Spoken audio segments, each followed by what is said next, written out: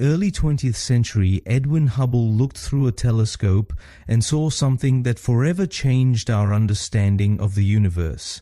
Before that moment, scientists believed the Milky Way was everything, the entire cosmos, confined to one large but finite system. Welcome to the Sebcast, where we turn our beloved stories on their heads, examine what history might have overlooked, discover anew, and grow together. But Hubble's discovery? It changed everything. He realized that what we considered the universe was just one galaxy, and beyond it, stretching endlessly, were countless others. We think we have the whole picture, but we've barely begun to truly see.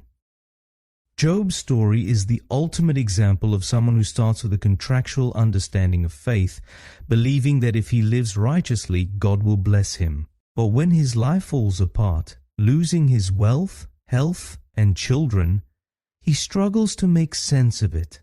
His friends tell him his suffering must be the result of something he did wrong. But Job knows he's innocent. He demands answers, seeks clarity, and wants to pull the right lever to achieve predictable results. But instead of an explanation, God responds unexpectedly. Instead of giving Job a direct answer, God shows him something more significant, that the universe is much more vast and mysterious than he could ever imagine. Job thought he understood how faith worked. Reward for the righteous and punishment for the wicked. But like Edwin Hubble looking up at the starry sky, Job realizes his view of faith is small and limited. He moves from demanding certainty to embracing mystery. He stops trying to control God and instead steps into trust. Faith, as most of us learn it, begins as a transaction. Be good, follow the rules, and do what's right. In return, you'll be blessed. This idea isn't new. It's how people have tried to negotiate with the unknown for thousands of years. Offer a goat to ensure a good harvest. Pray the right way and avoid disaster. We want faith to work like a cause and effect system that keeps us in control.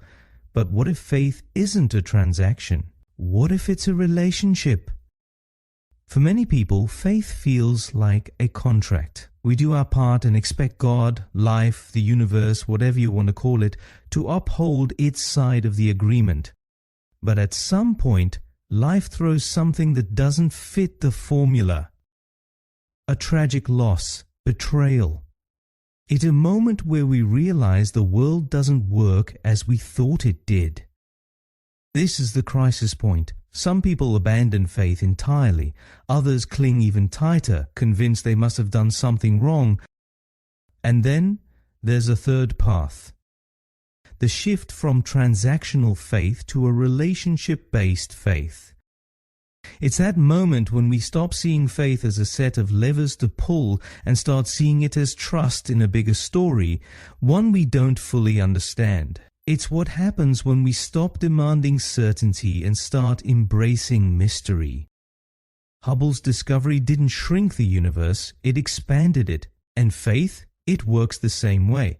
Maybe the goal isn't to figure everything out. Perhaps the goal is to live in wonder.